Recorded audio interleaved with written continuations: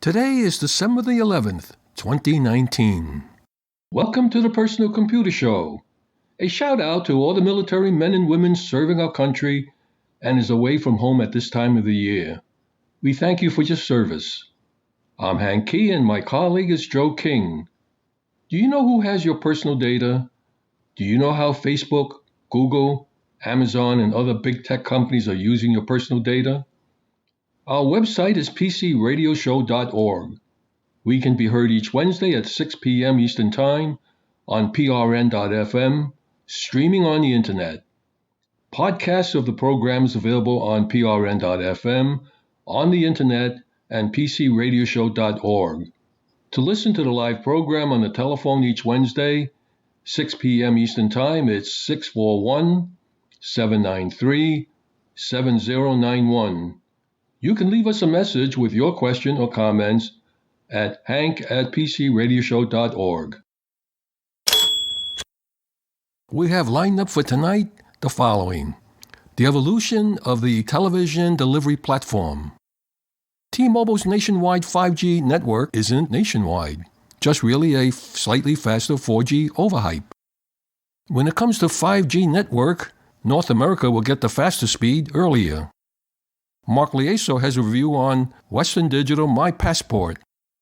How to refresh Windows 10 without a factory reset. Benjamin Rockwell in his IT Pro series, auditing computers for hardware-software patches. The FBI recommends that you keep your Internet of Things devices on a separate network. Presenting Marty Winston, why you can see in 2D, but hearing needs 4D.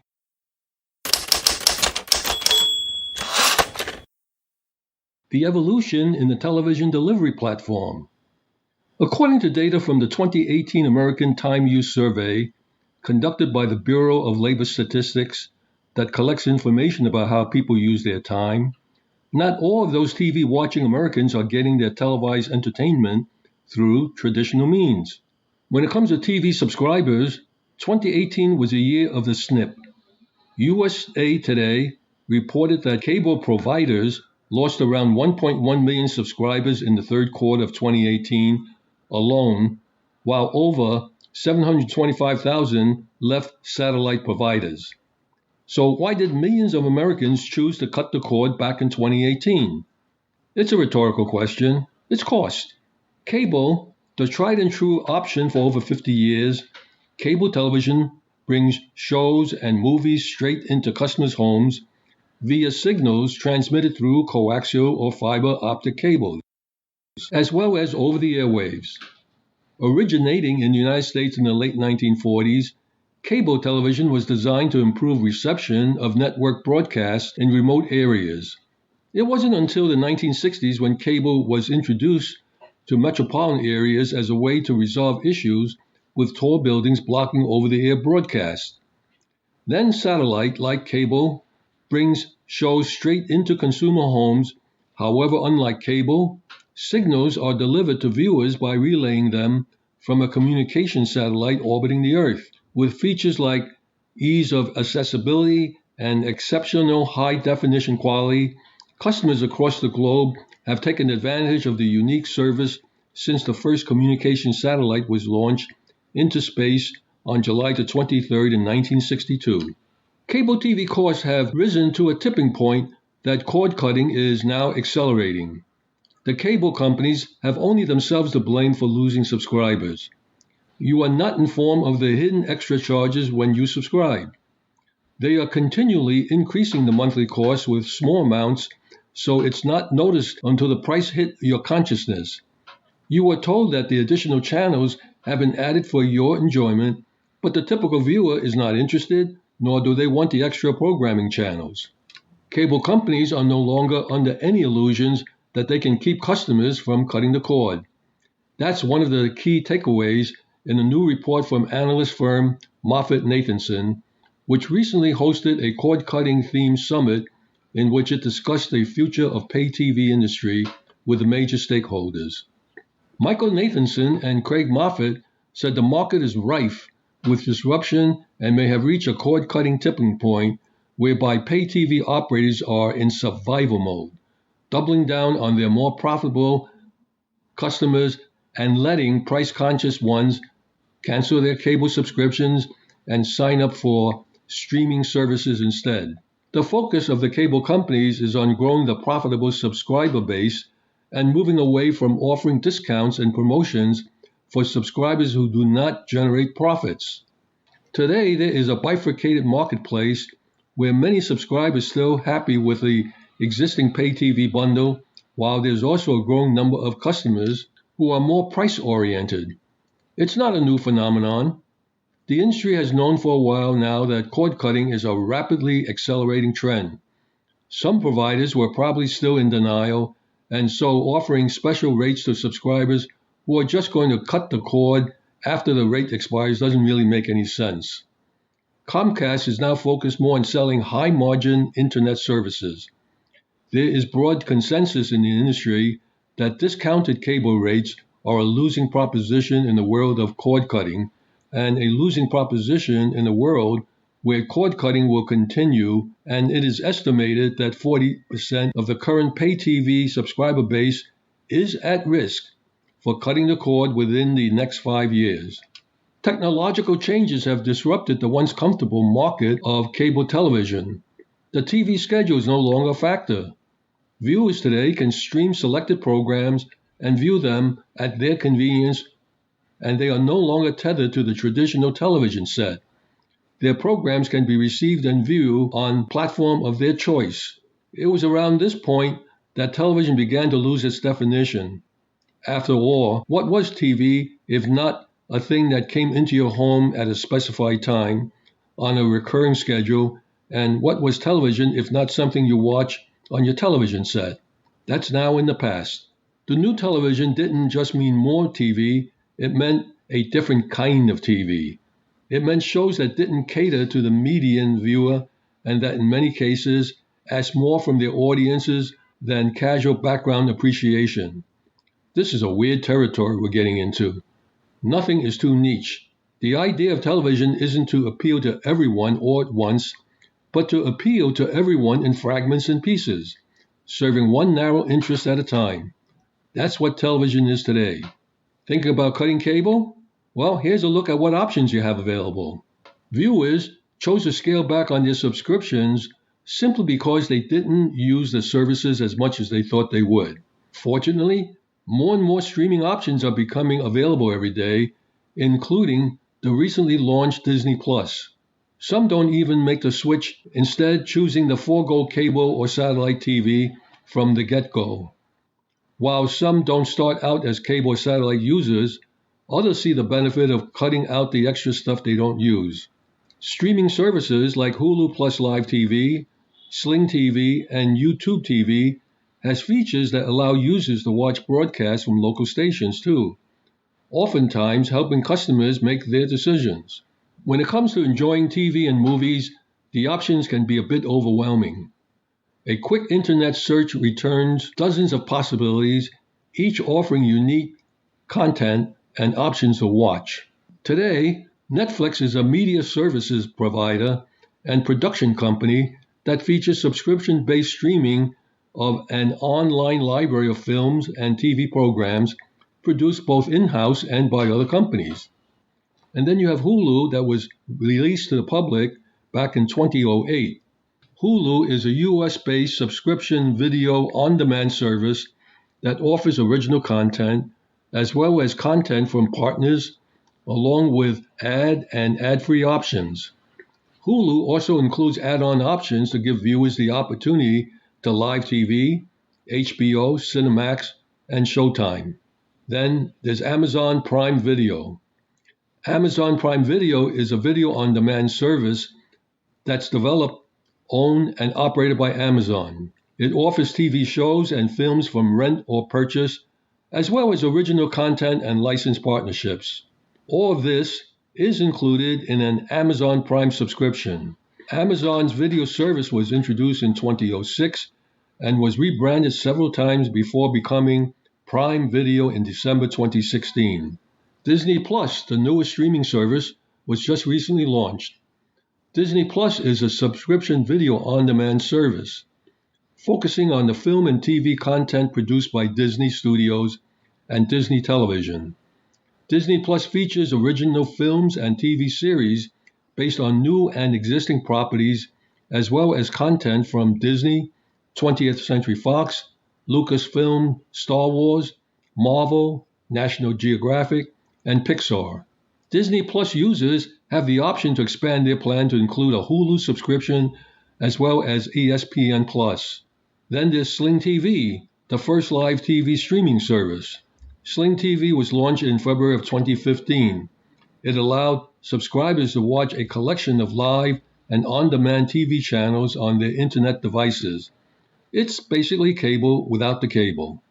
Sling TV offers 2 tiers of options for viewers to choose from, as well as add-ons like NFL Red Zone, National Hockey League Network, HBO, Showtime, and others. Well, entertainment isn't cheap, which is why it's one of the first categories to get the snip. When the pocketbook gets a bit tight, however, there are ways to trim excess if needed, especially when it comes to TV. Streaming services all start around the same price, $5.99, $6.99, and $8.99 for Hulu, Disney Plus, and Netflix, respectively, while Sling TV comes at the priciest of the bunch, starting at $25 per month. All of the services include add-ons. Hulu has the option to watch without ads for a few dollars more than the initial price and include month-to-month subscriptions.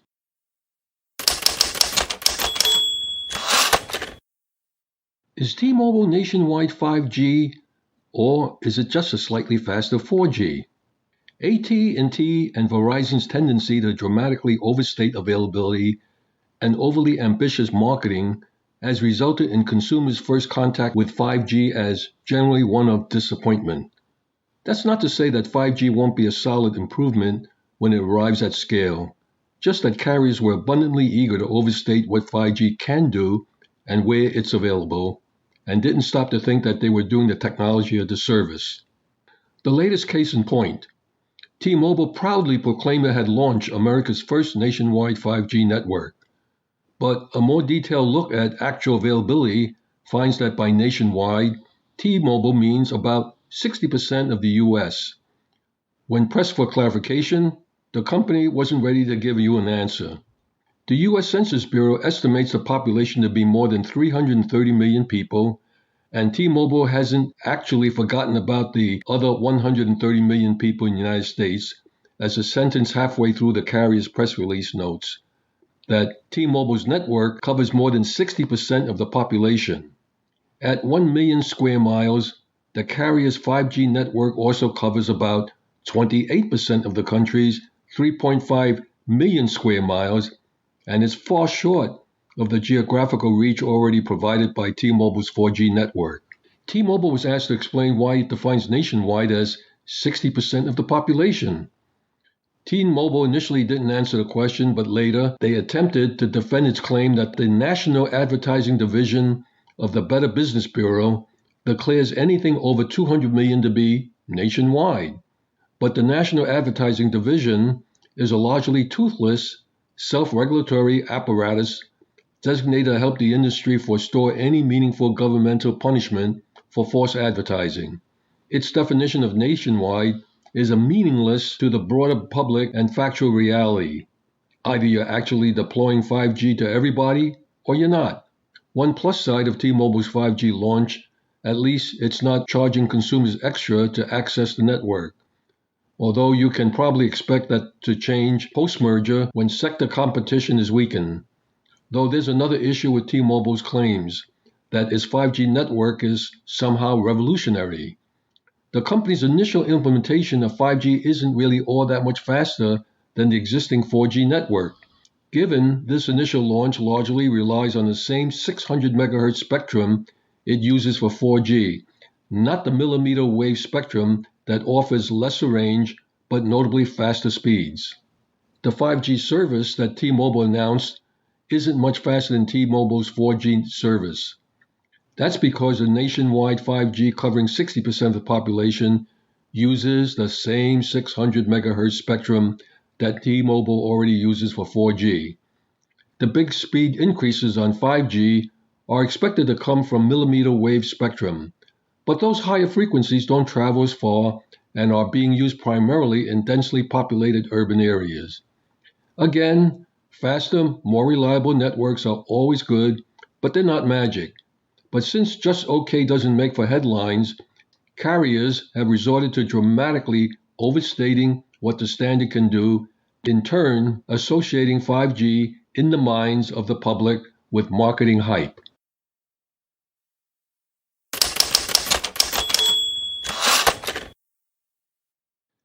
As 5G moves from hype to everyday reality, those of us in North America will get the good stuff the fastest, says a new report. 5G wireless may not change everything, as a lot of the hype around this technology loves to promise, but a new report from wireless infrastructure provider Ericsson suggests it's going to make our smartphones even more of a streaming media with better video. And those of us in North America will make the move to 5G more rapidly than those elsewhere.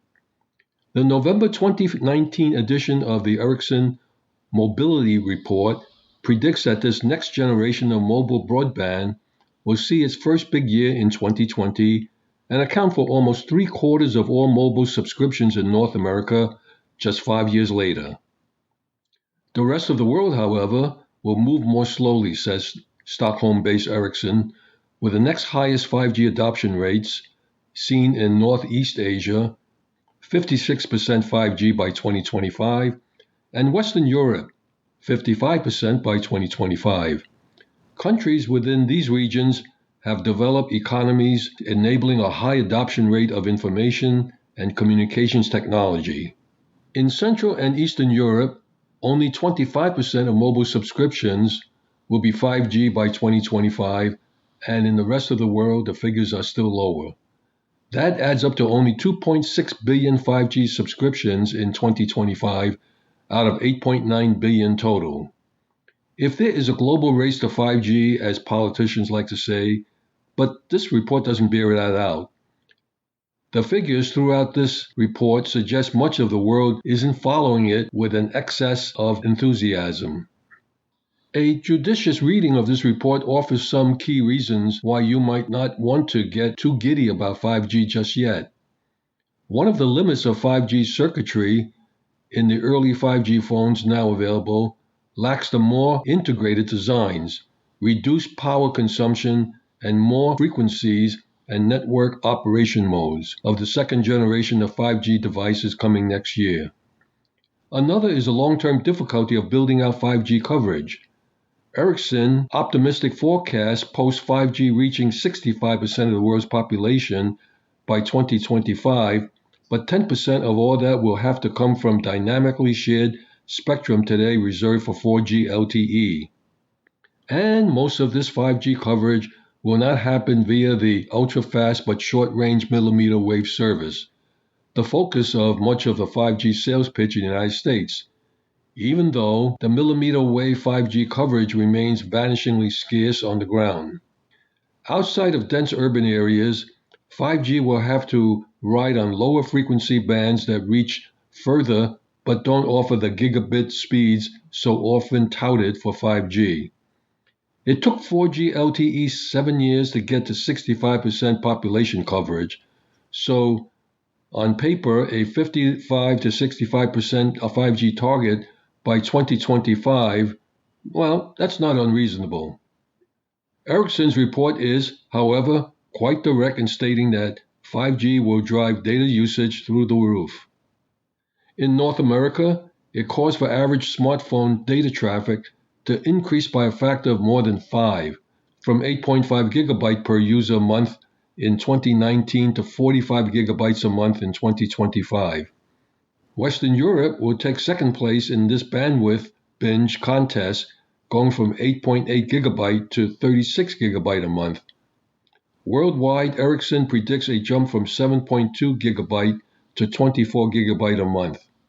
Ericsson cites real-world data from the South Korean firm SK Telecom, which found that its 5G subscribers use almost 3 times as much data as their 4G counterpart in September, where 26.6 gigabyte versus 5.95 gigabyte. Streaming video will drive soaring data usage up through the roof. Note that these are average figures that can reflect a minority of intense to incessant users, not median numbers that would indicate what a typical level of use might be. And median smartphone data usage numbers can be much lower.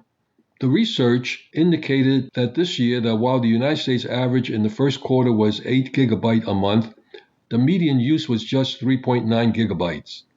In Ericsson's analysis, streaming video will drive those soaring data usage levels by 2025. The report expects that video will grow by 30% a year to go up to 76% of all mobile traffic. That will be enough to shrink the share of social media, the second biggest usage category, even though that traffic itself will rise 20% a year in Ericsson's view. The video we watch over 5G connections won't just come at higher resolutions than today. Currently in the United States, most service plans constrain streaming media to a DVD-like 480p resolution, even if the network could support faster streaming instead. Ericsson suggests we'll watch more immersive formats, augmented reality and virtual reality. The report points again to early experiences in Korea. For example, SK Telecom's Searcho virtual reality service enables multiple users to experience sports events and movies together in a virtual environment as if they were in the same physical location. Augmented reality video, in which augmented reality apps overlay content over the real-world scenery, as shown either on your phone screen or in-head glasses, doesn't have the hang-up, but it is also yet to drive much business for SK Telecom.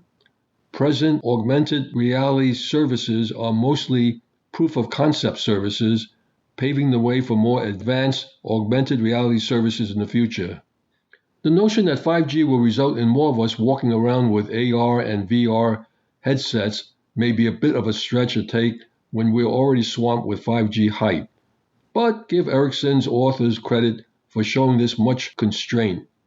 The word 6G appears nowhere in their report. Stay tuned.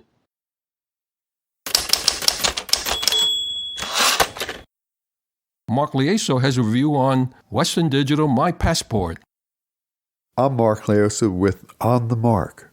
We live in a digital world and we all need more portable storage, especially while on the move. The WD My Passport has a new group of portable hard disk drives that store from 1 to 5 terabytes. They measure about 4 inches by 3 inches and less than half an inch in height, about the size of a thin sardine tin, and have a ripple feature for secure grip. Hard disk drives, or HDDs, have a read-write head that in nanoseconds stores data on a spinning disk. Western Digital strongly advises not to move the drive while manipulating data. Most portable drives offer limited 2-year warranties. The WD My Passport offers 3. The My Passport draws power from your computer to perform activities. The spinning drive generates a low-volume hiss, so low that the microphone couldn't record the sound. A small white light shows your drive is active. The WD Discovery Suite gives options like automatic backup and silent online updates. It can even turn off the activity light. In terms of operation, the more expensive solid-state drives are faster and there's less chance of damaged files. With hard disk drives, large files are written in contiguous blocks. As the drive fills with data, large files are broken up and stored in available blocks. This can lead to fragmented files requiring maintenance, like defragging your drive with the included WD utilities. The My Passport is easy to use with Windows 10 or 8.1. Mac and other platforms require reformatting. I took the unit out of the box, attached the micro USB 3.2 cable, plugged into a Microsoft Surface Pro, and the WD Discovery software did the rest, offering to connect with social media and cloud services like Dropbox or Google Drive.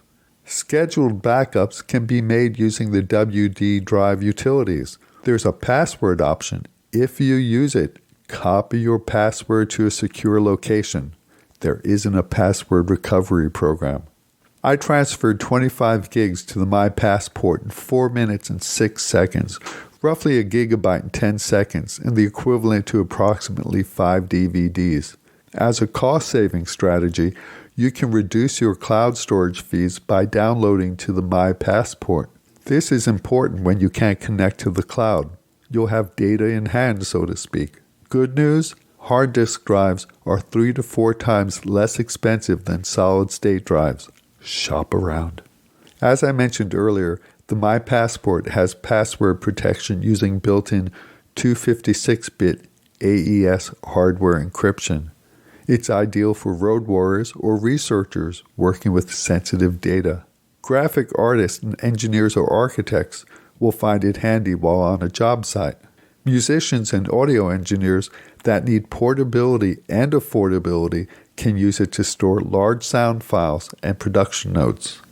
The WD My Passport external drives are easy to use, available in black, blue, or red. The 1 tera and 5 terabyte drives are available in black. Each unit comes with an 18-inch super-speed USB cable. As Hanke reminds us to back up our data, using the automatic backup feature puts the Western Digital My Passport on the mark. I'm Mark Laiosa. Thank you, Mark.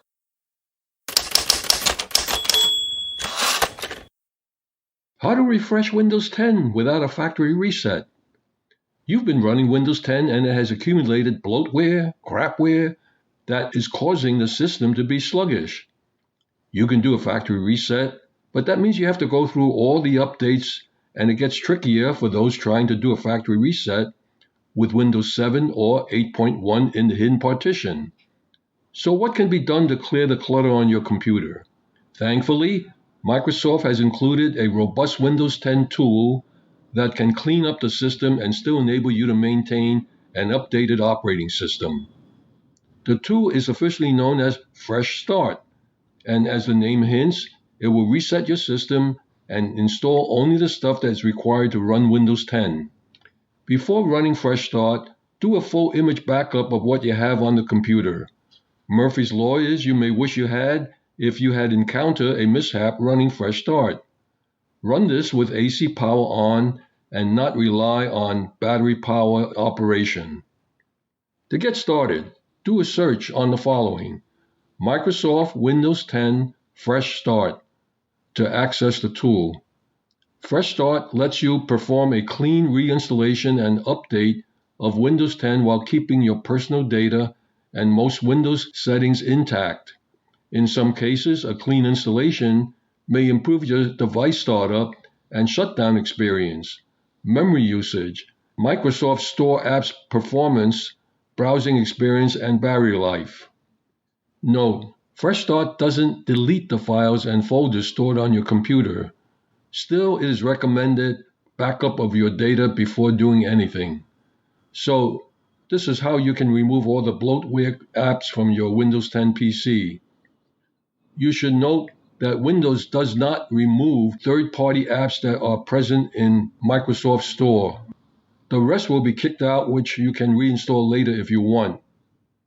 In addition to your personal data, the Fresh Start feature also retains some of your Windows settings during the process. It updates your system to the latest Windows 10 version, so you don't have to download any big updates later on. Furthermore, this removal tool keeps a note of the exact date and time when you last used it, so it can be helpful for reference later on. Using Fresh Start is different than factory resetting your PC. In the latter, your computer goes back to the state in which it was shipped from the factory. That means it will bring back all the unwanted bloatware that you were trying to remove in the first place. Now, as I mentioned, the Fresh Start tool doesn't eliminate any Microsoft Store app from your computer. One final note: you may not need Fresh Start today, but download it now when you can. If the system is really misbehaving, you may have problems trying to download this app when it's needed.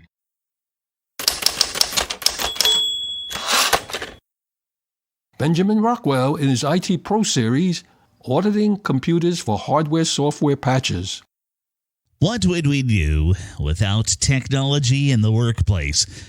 This is Benjamin Rockwell, and now is where I put on the work hat and I talk about those things that happen at the office with technology. In this case, I want to talk about inventory management software. And no, I'm not talking about warehouse inventory. I'm talking about specifically with your IT situation. You may not be aware of this. In many companies, and this starts even at the small end of the scale, your SMB space, small to medium-sized businesses, even when we start talking about 100 PCs or even a little bit less than that, all the way on up to organizations which have thousands upon thousands of computers. There's an inventory of all of those. And this inventory goes into a number of different directions. Now, I'm going to drop a few names here. It doesn't matter. You don't need to keep notes on this unless you're really into this kind of thing. But I want to give you sort of a background of all of this that's going on. One of the basic versions out there is something called SpiceWorks. And SpiceWorks is one that I've dealt with on a regular basis. There are a few others out there. There's a company called SolarWinds. There's something called Capterra. There's Manage Engine, and I'm sure there's not sure. I know that there are many of them out there. It doesn't matter which one. And what they're doing is they are inventorying your entire hardware and software situation. What do I mean by this? So SpiceWorks, this is one that you can download for free. This is for small companies. Generally, it's not going to work in a large organization that has thousands of computers, but it'll work for this. Again, if you got 100 computers, it'll work fine. So it goes forward and it sends out a signal to all of the individual computers on the network. And even more than that, it'll even identify some of the printers and some of your copiers and some of the other devices that are connected to your network. Now, when we send out that signal, and it doesn't matter whether we're talking about Manage Engine or SpiceWorks or whatever, we can then query that particular address. We can ask for information. We can say, hey, you at this particular IP address, what do you have? What are you? And that software can find out by asking a number of different questions all of the identifiable characteristics of a computer. For instance, we can tell that it is a Dell system. We can tell that it's a Dell system running Windows. We can tell that it's a specific Dell laptop with this particular serial number and this particular support number. And then we can then have that system contact Dell and say, here's the serial number. When is the warranty due on this system? What did it originally come with? Okay, so now we know how much memory it has, how much memory it had when we purchased it, how big of a hard drive it has right now, how much when we purchased it, and so forth and so on. And then we can also get into what version of Windows, what patch release, what version of Microsoft Office, what patch releases were done there. But let's go across that entire hard drive and let's query the system for every single piece of software that's on there. Now, where this comes into all kinds of value here is in a support organization, we can pull up that computer and we can say, oh, here's your problem. Here's why you can't open up a PDF file, because you don't have Adobe Acrobat loaded on your system. Some of these systems, SpiceWorks, actually has a way for you to push Adobe Acrobat Reader or any one of a number of other software packages out. So you see how this is all working out? You see what we can do? There's all kinds of power that's coming along with this inventory management software. Not only can we find out what you have, but we can find out what you're missing. We can send whatever it is that you're missing. And this is a world that I've really enjoyed playing with. This is something that is very valuable when we talk about managing all of the different patch levels. One of the biggest vulnerabilities when we talk about companies is the various big, huge holes left behind when you aren't updating the software on a regular basis. The bad guys come along, they see holes, and they try to attack those holes and put viruses and malware and everything else that you might imagine on that computer. So we have to patch all of the systems. Now we get back into that inventory management. We can find out we have 100 computers here. 23 of them do not patch the latest bug. So let's go on out and let's fix that bug. Oh, better yet, we can do it via remote. All you have to do is press this button. Boom, boom, boom, boom, boom. All 23 of those are patched right away. The power that is available in modern IT is amazing. And this audit package, whether it's Spiceworks or Manage Engine or any of the rest of these, this audit software can make sure that your organization is running as efficiently as it can, that it is able to address all of the problems of the business as best you can up front. If you are in IT, I would suggest that you go ahead and you make sure that you have something like this in place. Even in those smaller companies, even if you've got only a matter of 20 or 30 or 40 computers, this will save you time. This will save you energy, and it will keep you compliant when, oh yes, auditors come knocking on the door and saying, hey, how many computers do you have? This is also good for recovering. If you've got a disaster recovery plan, you need to know exactly what computers you have in-house. This is used in so many different directions. It's an exciting world, and it's something fun. Check it out. One big place to check it out, spiceworks.com. This is Benjamin Rockwell. Back to you, Hank. Thank you, Benjamin.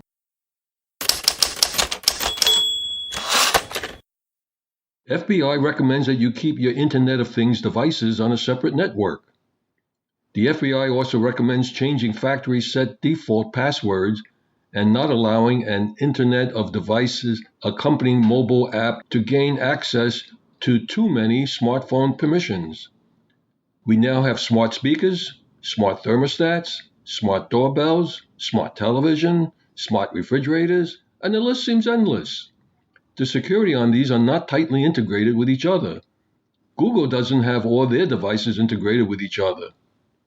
The FBI says owners of Internet of Things devices should isolate the equipment on a separate Wi-Fi network, separate from the one they're using for their primary devices, such as laptops, desktops, or smartphones.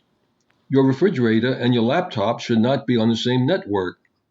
Keep your most private sensitive data on a separate system from your other Internet of Devices.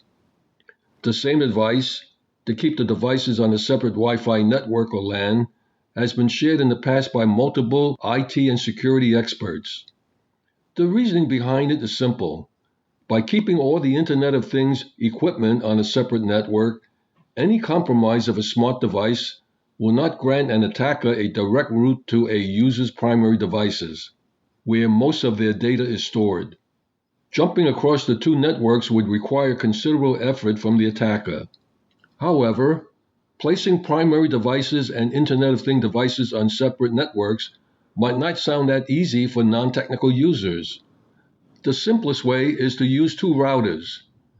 The smarter way is to use what is called microsegmentation, a feature found in the firmware of most Wi-Fi routers, which allows router admins to create virtual networks. Virtual networks will behave as different networks even they effectively run on the same router. While isolating Internet of Things devices on their own network is the best course of action for both home users and companies alike, this wasn't the FBI's only advice on dealing with the Internet of Things devices. Change your device's factory settings from the default password. A simple internet search should tell you how, and if you can't find the information, consider moving on to another product. Passwords should be as long as possible and unique for Internet of Things devices.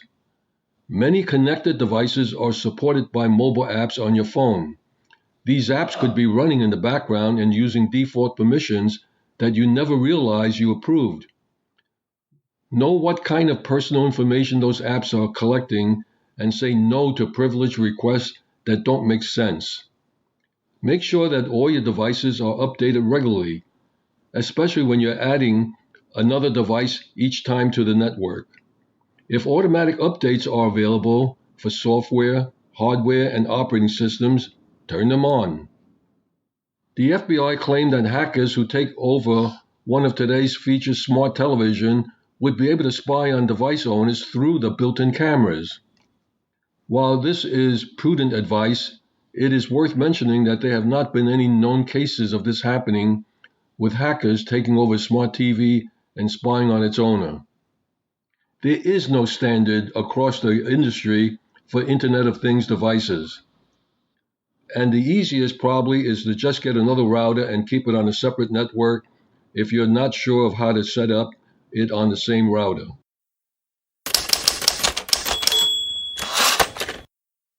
Presenting Marty Winston. Why you can see in 2D, but hearing needs 4D.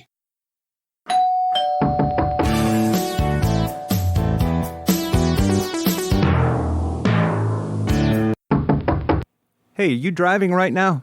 Listen, when you're not driving, not moving, I want you to take a good look at any sign or any photo, anything flat. Now close one eye and keep looking. That sign or picture is flat, two-dimensional, having only width and height, and that's all it needs to have for you to be able to see it. Now look around you with both eyes open at things that are not as flat as a sign or a picture, but still things that aren't moving. And you don't move either. You get a real sense of depth, right? With two eyes, human vision can see in 3D. Of course, there's another kind of 3D that you're able to see, but you may not think of it as 3D. Remember the last time you watched a movie or a cartoon? The individual images are only two-dimensional. They just have height and width, but they change over time, and time is a dimension too. So watching TV or movies or cartoon animation is a different kind of seeing in 3D. It could have been 4D, 4 dimensions, but because there's no implicit depth to the images, it's really just two-dimensional images against time, 3D. Want to see in 4 dimensions? That's easy. Just keep an eye on traffic or people walking down the street or animals or birds or anything with length and width and depth that changes over time. Motion. That's what makes it 3D. I think everybody gets it now. Ever since Einstein brought up the intertwined relationship between time and space, it's confused issues for some people and clarified them for others. I'm hoping my examples can help you find a cozy place in the clarified column, and there's a reason for it. A lot of companies, it seems like a dozen every year, keep coming out with claims about 3D, that's the one they keep claiming, that are simply not true. I've been talking about human vision, how we're able to see 2D and two kinds of 3D and 4D. We don't even think about it. That part is easy for me to explain because it's about things we're seeing all the time. Seeing is easy to understand. The hard part to explain is hearing. And let me alert you here and now that there is no such thing as 3D sound. Anytime a product claims to offer that, they're either deliberately lying or they're ignorant of how audio actually works. And before I help you understand how audio actually works, don't worry, I'm not going to get too crazy with this. Let's start with things you've already heard. Back when audio stopped being monaural and they added a second channel, separating those two channels into left and right channels, stereo was born. That was what stereo was, 2 channels, left and right. And one of the first things that every stereo shop had playing, and that almost every new stereo owner bought, was a stereo demonstration record. You could very vividly hear cars or planes going from one side to the other. You might even guess exactly how much to turn your head to directly face them. This binaural sound, and binaural, that's just a word that means two ears, so you're hearing separately in each ear. That kind of sound could give you a sense of compass-like direction, the angle. Azimuth is the technical term. The angle you had a sense of where in a circle the sound source originated. Now remember, that's a flat circle.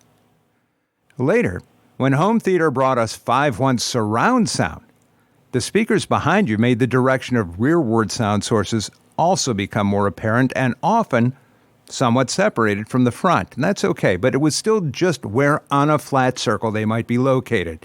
It was only two-dimensional positioning.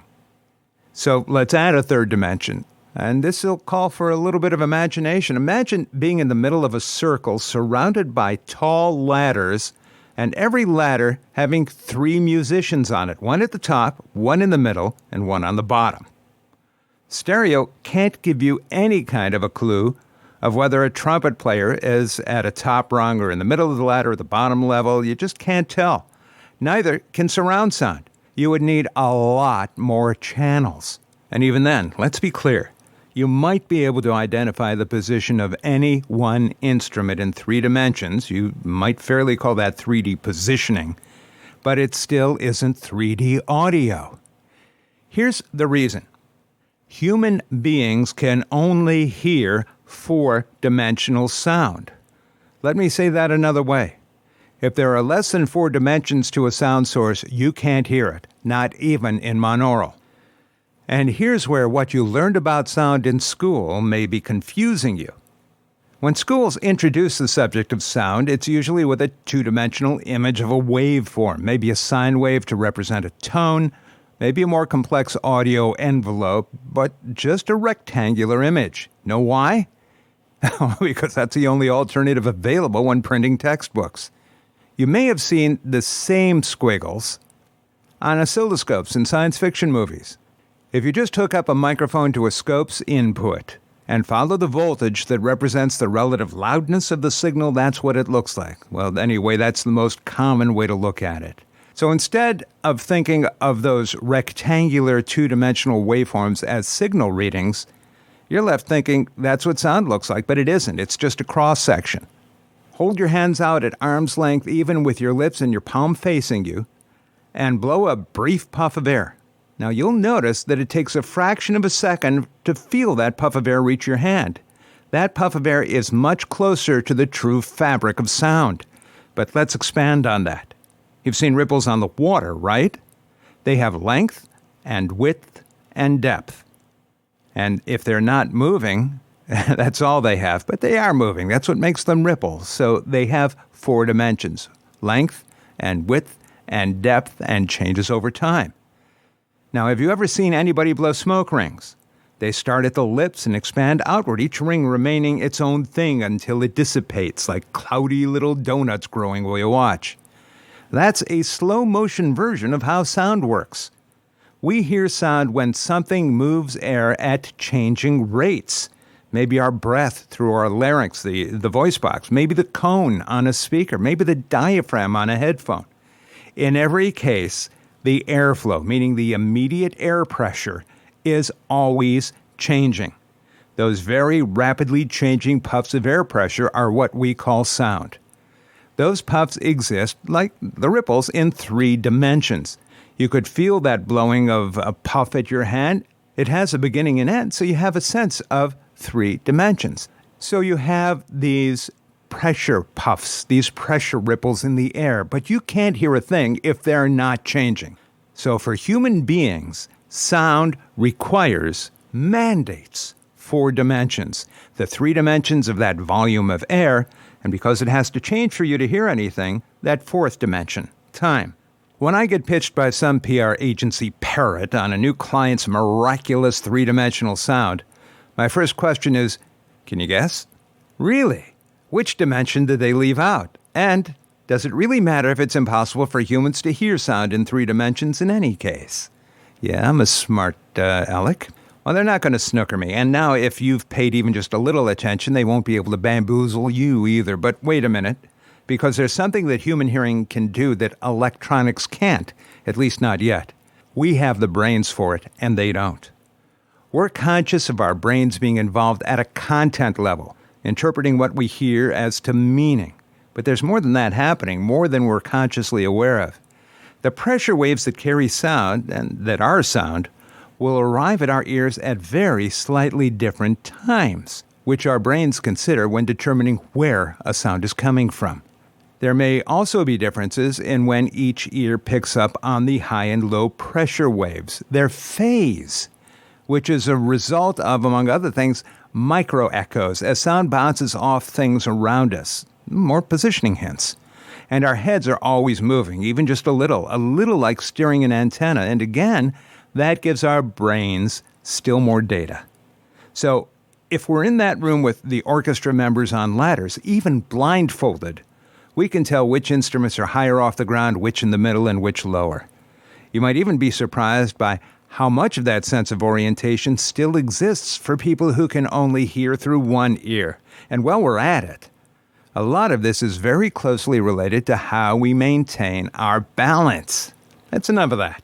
Next time, my subject is CES. Now, that used to stand for the Consumer Electronics Show, but that's shifting. And when it opens in the second week of January, a lot of what will be there isn't anything you'd consider as consumer electronics. Okay, some of it is, but not as much as there used to be. If you're consumed with curiosity, join me. Thank you, Marty. I see the light at the end of the tunnel. I see Santa has just completed his checklist before taking off.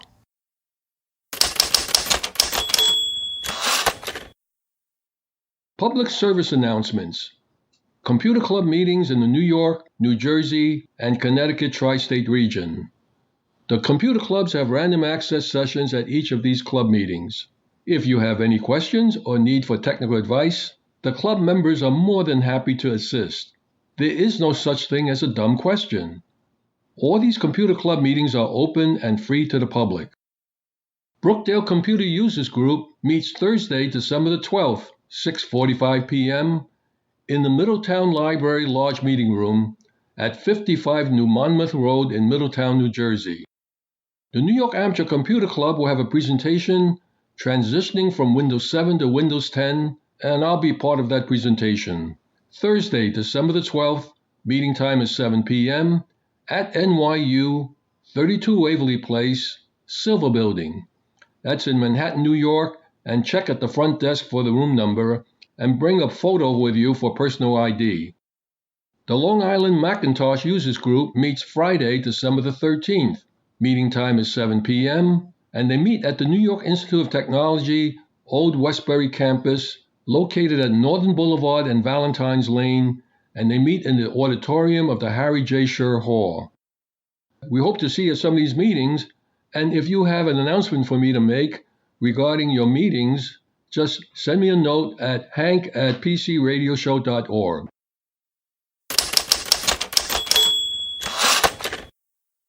Our website is pcradioshow.org.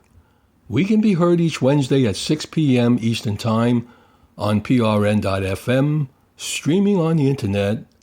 Podcasts of the programs available on prn.fm, on the Internet, and pcradioshow.org.